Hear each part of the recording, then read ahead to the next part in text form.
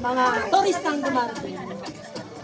And of course, marami pa tayong ipapakita sa inyo mamaya. At hindi nga lang yan ang pinagmamalaki nila dito dahil ito kitang-kita ang artistry sa isang sombrero, pero hindi lang ito ang kanilang pinagmamalaki. Eto, chef, ito talagang pinagmamalaki. Ang kinatatayuan ko ngayon ay yung record-breaking Samba Liluhat na in-award ng Guinness Book of World Records noong 2016. Ito may diameter na 30.7 inches at may taas na 2 meters. Ngayon kung nakikita nyo, nakatayo na ako dito, di nyo pa nakikagets kung gaano kalaki to. Well, ikumpara nyo na sa normal na Samba Liluhat. Hindi naman nagkakalayo yun, no? Pero hindi lang yan. Kasi sagot din ni Chef ang food exploration natin this morning. Abangan nyo mamaya ang iluluto niya na talaga namang ipinagmamalaki ng mga taga-Cavite. At may dambuhalang sorpresa pa tayong inihanda para sa mga kapuso nating Cavintein. Abangan natin yan dito lang sa Madsang Morning Show. Kung saan laging una ka, unang hirit.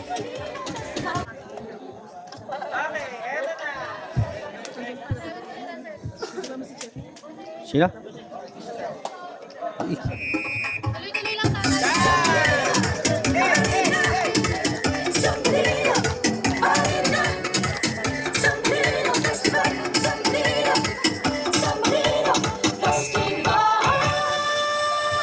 Sa takong silangan ang aming lalawigan, isang linggo makulay, napagdiriwang produkto, talento, di kaabang-abang, para na bumatal ka, ako ngayon na, laman namin pinamamalaki, sa tibay ng pandanito ay ari, sa manila ay katinanay, sa buong ulit manawan, sa Malinong Festival, sa Malinong Festival, sa Malinong Festival, umuulan hindi bayaran. Pagnangalan ng tanda ng pamnahan ng kabuhayan ng mga mamamayan dito sa aming bayan, sipag at tiyaga ang naging puhunan, kahirami ng pangarap ang nakampay.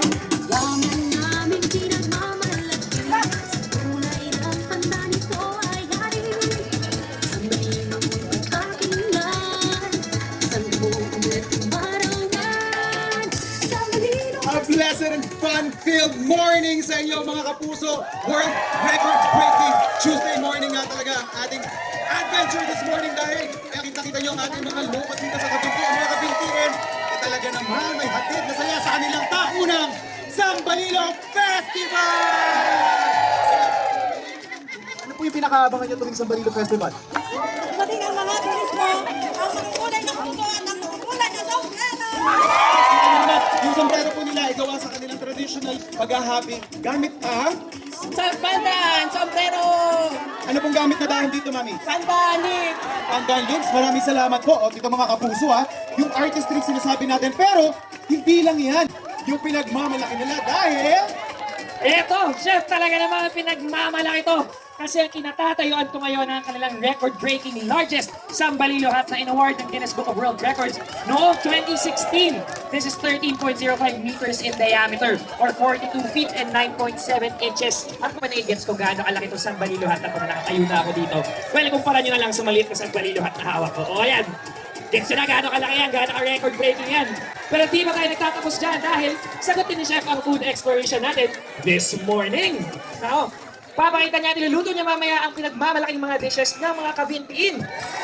At mamaya, may dambuhalang sorpresa rin tayong dala para sa mga kapuso natin dito. Kaya abangan ang lahat ng yan dito lang sa Madsang Morning Show kung saan laging una ka, unang hirit! ang aming lalawigan, isang linggo makulay, napagdiriwang produkto, talento, di kaabang-abang, para na bumatal ka, ako ngayon na, laman namin pinagmamalaki, sa tibay ng pagkarito ay ari, sa malinaw at pagkakinanday, sa mabubulat umarawan, sa Malinong Festival, mag-isaya, sa Malinong Festival, sa Malinong Festival, Oh, ang ngiti oh. Ay, kuning!